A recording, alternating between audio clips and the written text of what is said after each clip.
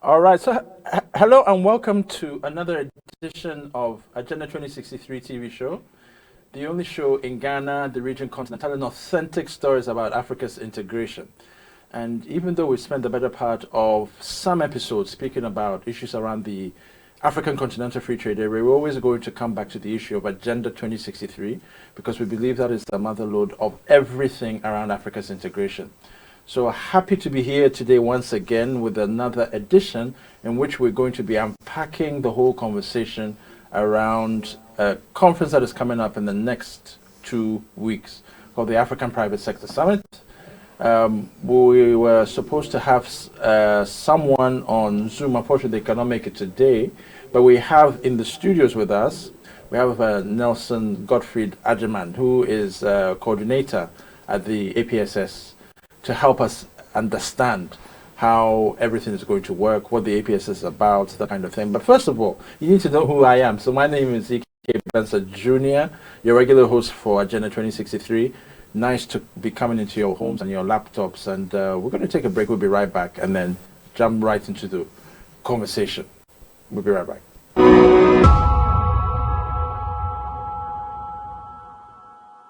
All right, so welcome back to the studio and welcome Mr. Nelson Godfried Agyemang. How are you doing? Quite well, Ben. Emmanuel, it's been hectic, but I can imagine. we are managing. So tell us, we have what, a little over 10 days before the conference, Yeah. the Africa Private Sector Summit. There's been so much noise about this Africa Private Sector Summit. Just tell us a little bit about what is it all about? What is this fuss about Africa Private Sector Summit? Draft Bill of Rights, educational trust. What is the whole context about? The Africa Private Sector Summit is a summit. It's also a think tank. Yes. It's a facilitator for the private sector. Yes. You know, the private sector is the engine of growth in both our countries and on the continent. Okay. So around after the Africa Continental Free Trade, if it will move, the private sector need to sit in the driver's seat to drive it. Okay. You know, and so this initiative consists of series of activities to make sure that the private sector is mainstreamed in the driver's seat, driving the after. The governments make the protocols.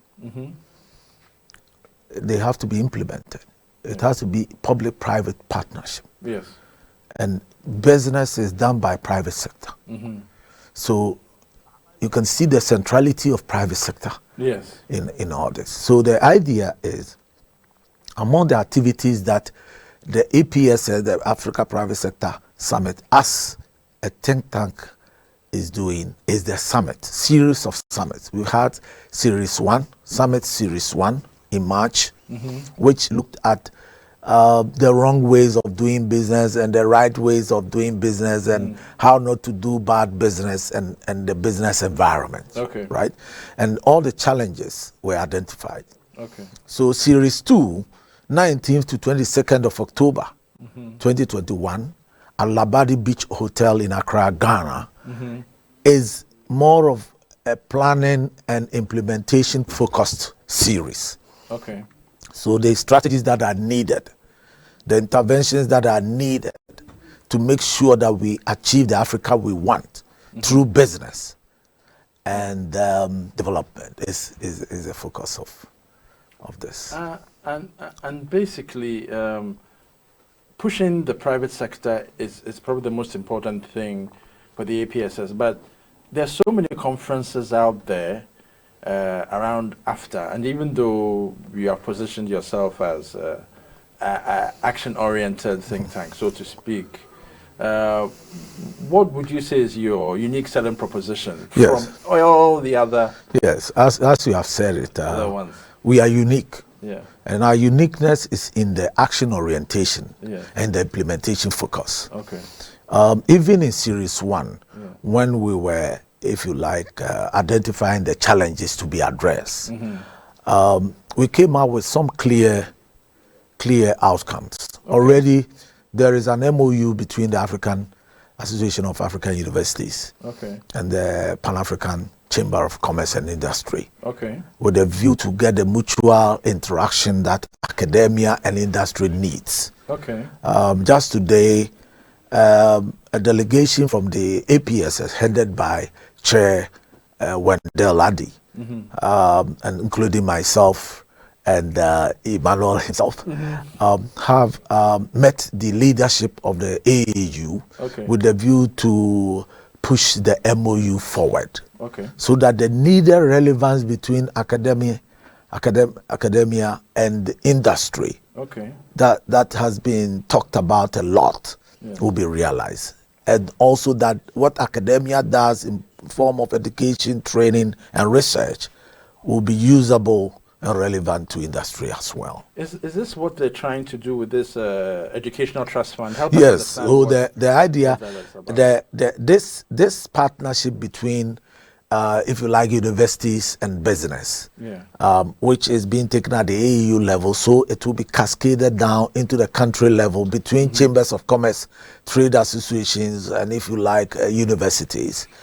A landmark flagship stage is the setup of the trust fund. And the idea of the trust fund is that private sector want to lead to get this fund that will eventually develop the areas of education, training, and research that academia needs in order to be relevant to industry and to our life.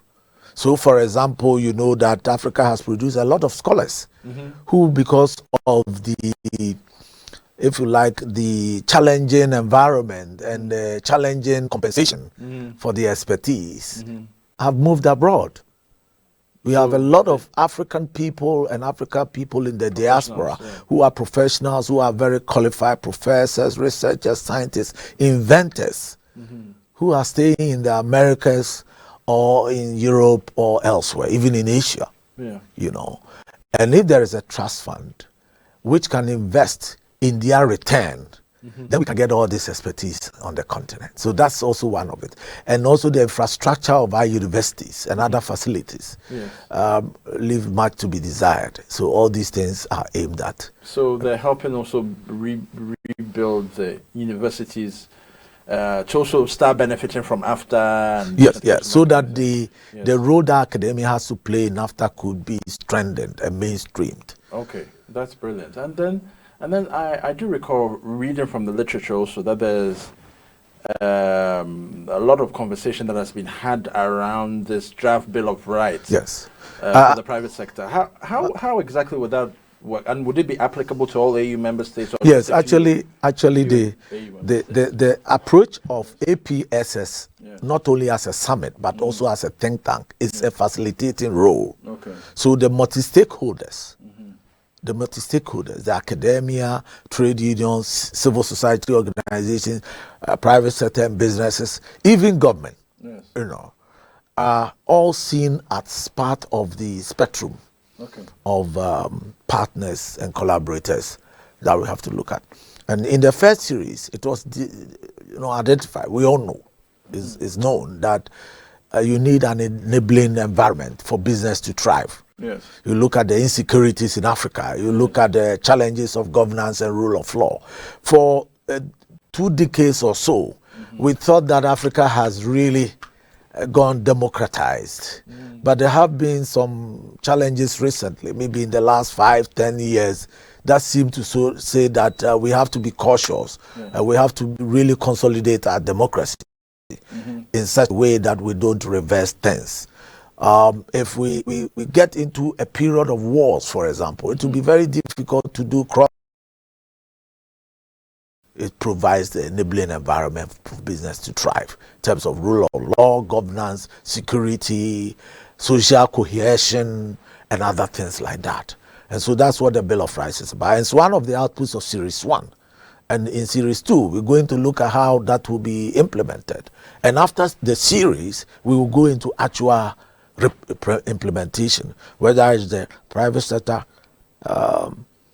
collaboration with academia, and other things that will emerge. Because at the end of Series 2, there will be implementable action plans and projects I see. We already have templates for the projects that participants have to write. So they could write as individual key participants or could come in cohorts.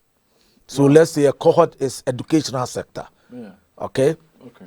A cohort could be micro, small, medium enterprises. Okay. You know, that is a unique sector within the private sector because the economies of Africa, whether country level or continentally, are 80 to 90% micro, small enterprises. You know, so they can come together at the continental level as a body under the bigger private sector entities like the chambers and the trade associations, but also as an autonomous entity to design a project and say, well, ease of access to finance is a challenge for us. Yes. And so this is our project out of this summit that we want the APSS with its secretariat, you know, with the secretariat, which is also here now, the global secretariat being here, to here in Accra. Yes, here in Accra as a registered entity, and to sort of drive this, help us, facilitate us in getting the necessary links, which will enable us to get ease of access to finance. You know, which is the biggest issue even for the private sector because. Interest rates are high and the banks are cautious because of the risk involved in investing in Africa and all these kinds of things. So we have taken the bull by the horn. We think we have some solutions in making sure that financing, ease of access to financing will be facilitated and ease to the private sector, both big business and more so medium and small enterprises in alliance with the chambers at the national level and also at the continental. Yes. And of course, I'm sure a lot of people's eyes and ears have shut up because you have talked about finance. Yes. Because there's nothing you can do without money. And so we're very happy to be hearing this.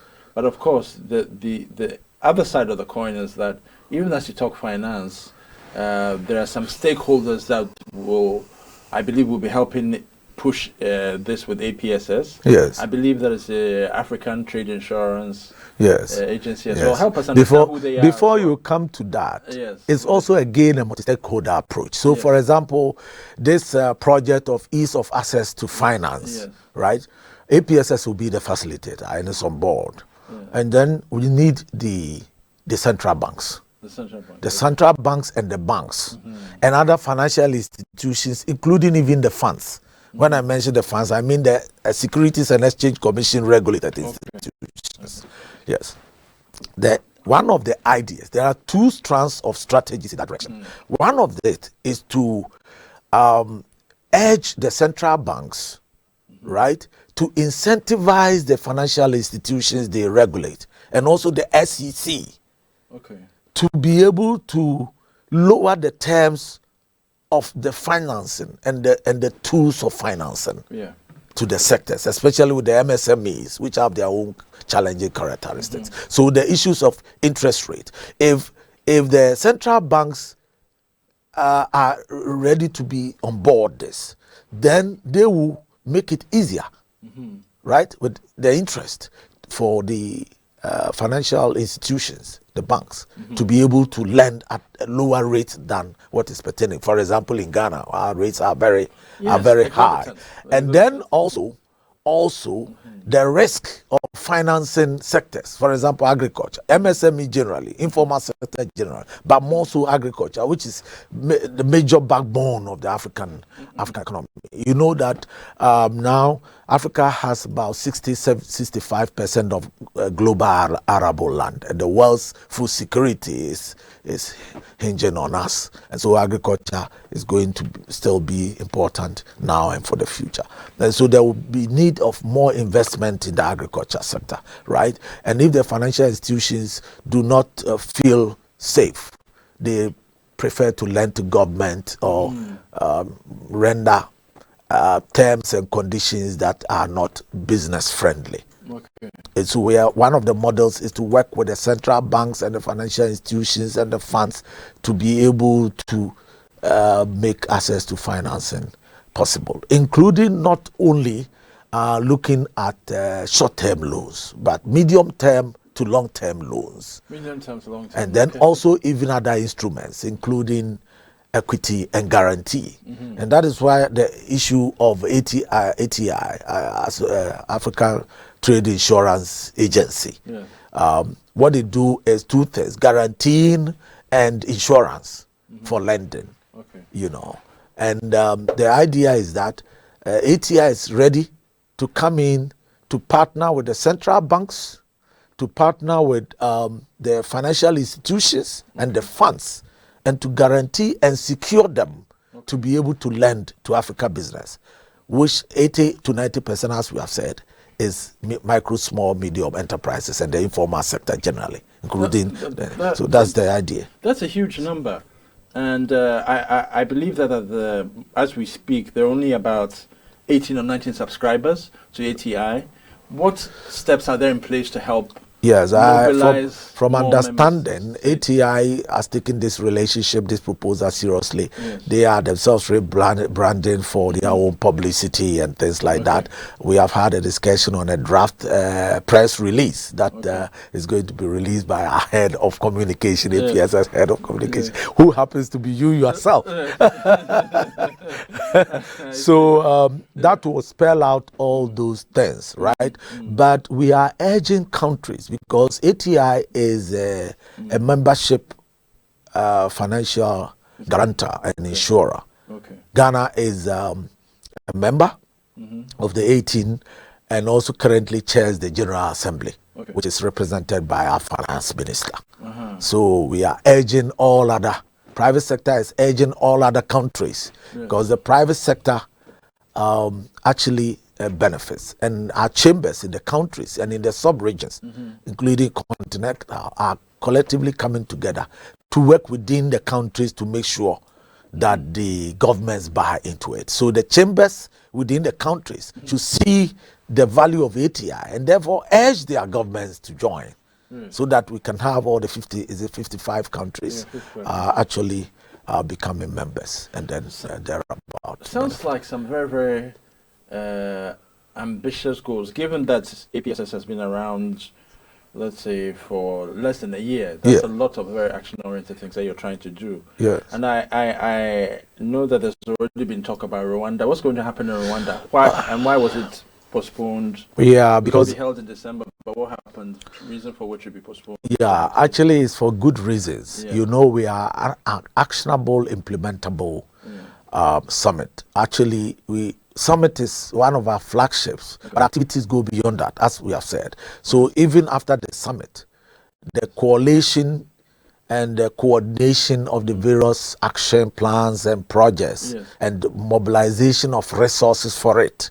If you take the case of the ATI centralized initiative to guarantee and ensure financial institutions such that they can give to business, a lot of processes will go on, you know, and then implementation will be done, right? And in Rwanda, we are going to assess, you know. So in if we are going by a program or project cycle, then series 1 was needs assessment.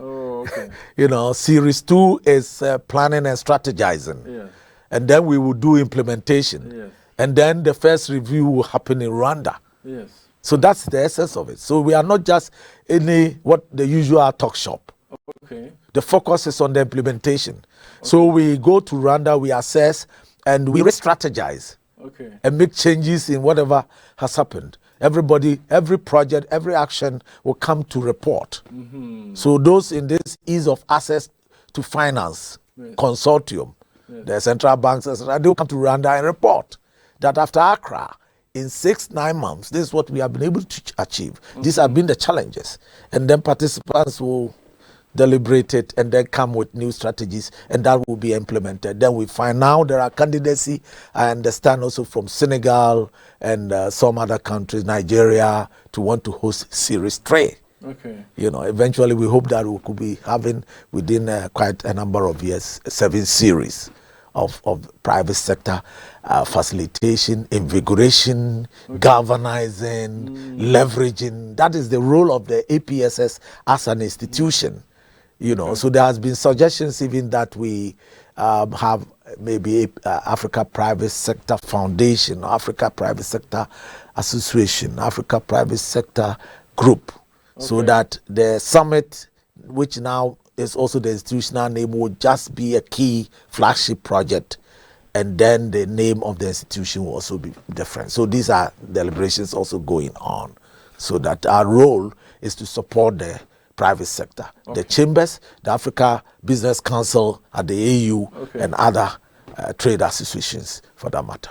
And I understand that for the 100 participants that are coming for this summit in October, each of them is supposed to be doing something actionable. They're just coming supported by the ECA to come and sit and do nothing. Yes. They have things that they need to do. And that is true, because actually right now we have three templates. One is to we have templates to guide the moderators and speakers. So you are a speaker, you are not coming the usual speaking and talking anything. I can already list what the speech should address. You should address the issues and challenges in your sector that need solutions, right?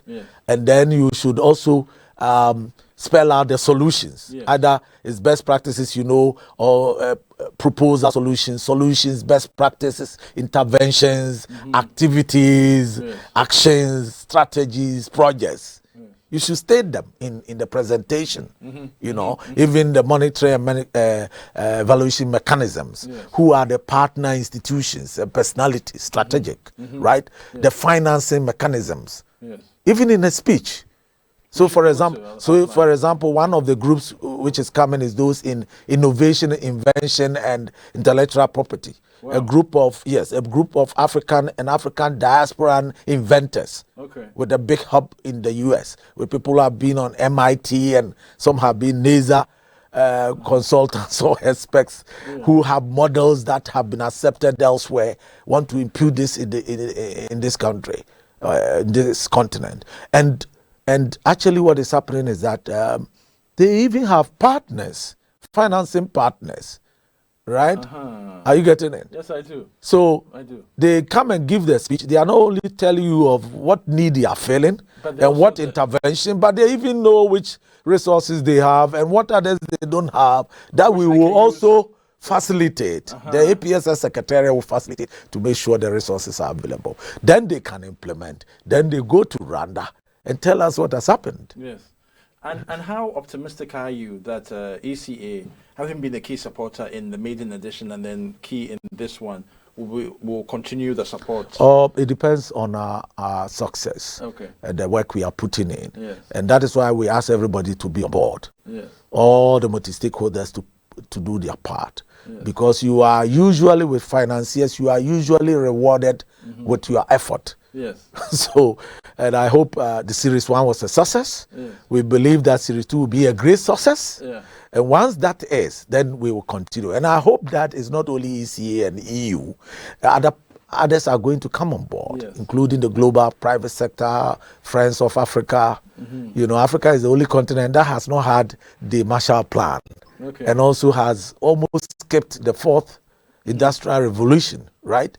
And we hope we're going to get it. So basically, in wrapping up, what is the last kind of words that you would like to tell audiences about the Africa Private Sector Summit? It is an exciting time for citizens. When you talk about private sector, you're talking of citizens, citizen-led, right? So all citizens should be galvanized. They should be excited about this. Whether you are academia, whether you are business, entity, farmer, everybody, and all the various groups. When you get an opportunity, some people are self-financing to come. We have funded 100 people, to come through the ECA support. But some others are self-financing and calling us how they might book a hotel or fly and come and all that transportation and everything else. And we are helping. So people should go to our website and get registered. Communicate with us. Africa Private Sector Summit.com. org. Go there and make sure that you are part of us and then we'll see how it goes. And when the time comes and you are not able to come for it's a hybrid summit. Yeah. Last time we got 6,000. We are hoping we get 10,000 or more this time around. Yes. Get hooked up online, virtual, and participate. Fantastic. Thank you very, very much, Mr. Nelson.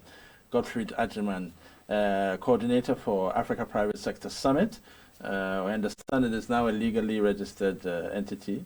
We've made a lot of progress and believe that it's going to make even more progress. The whole conversation on APSSS is about Agenda 2063. Yes. So it's a very important conversation that we need to have, and we need to continue as we go forward. So thank you very much for taking time out of your very, very busy schedule to speak to us. And I believe that if people want to reach out to you, they can reach out through the summit website as well. Yes, yes. Yes, but if they want to also get directly to me, for internationally, +233 for Ghana, 241 888 167. Okay. It's both a cell and a WhatsApp. And if you send a WhatsApp, the better. Because with WhatsApp, I can respond to all of them with a call. There will be a crash. So I can repeat it. +233 241 888 167. Okay, I'm sure that will be scrolled across the screen for those who are able to miss it. So thank you so very much. It's a pleasure. Once again.